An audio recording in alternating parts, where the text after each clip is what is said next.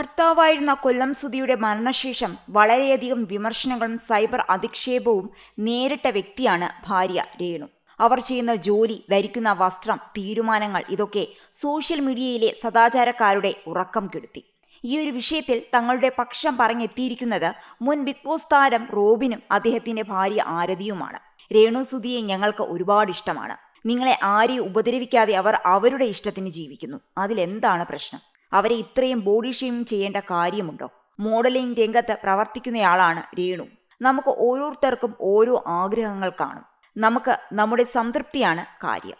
വേറെ ജോലി ഓഫറുകൾ കിട്ടിയിട്ടും രേണു അതിനൊന്നും പോകാതെ മോഡലിംഗ് ചെയ്യുന്നുവെന്നൊക്കെയുള്ള വാർത്തകൾ കണ്ടു. അവർക്ക് ഇഷ്ടമുള്ളത് അവർ തീരുമാനിച്ചു ചെയ്യുന്നതിൽ എന്തു കുറ്റമാണുള്ളത്?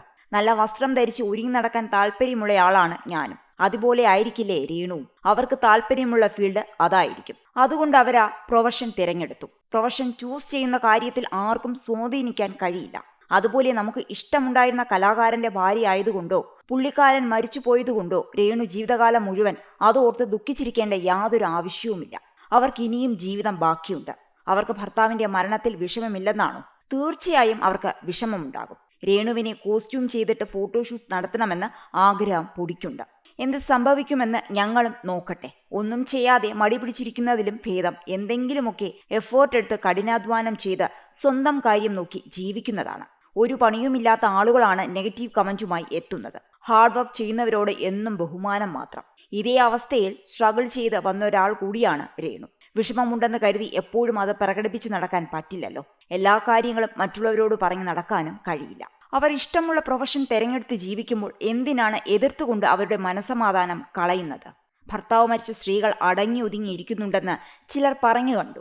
എന്തിനാണ് അങ്ങനെ ഒരു താരതമ്യപ്പെടുത്തൽ? അവരെ പോലെ രേണുവും ആകണമെന്ന് നമ്മൾ ഫോഴ്സ് ചെയ്യുകയല്ലേ ചെയ്യുന്നത്? രേണു അവരുടെ മനസ്സിന് സന്തോഷം കിട്ടുന്ന കാര്യങ്ങൾ ചെയ്യട്ടെ. അതിൽ യാതൊരു തെറ്റുമില്ല. അവരെന്തെങ്കിലും ക്രിമിനൽ കുറ്റം ചെയ്താൽ മാത്രം എതിർത്താൽ പോരെ? കമന്റുകൾ പലതും ഫേക്കാണ്. അല്ലാത്തതൊക്കെ ഫ്രസ്ട്രേറ്റഡ് ആയവർ കുറിക്കുന്നതാണ്. ഇതാണ് രേണു സുധി വിഷയത്തിൽ റോബിൻ ആരതിയുടെ പ്രതികരണം.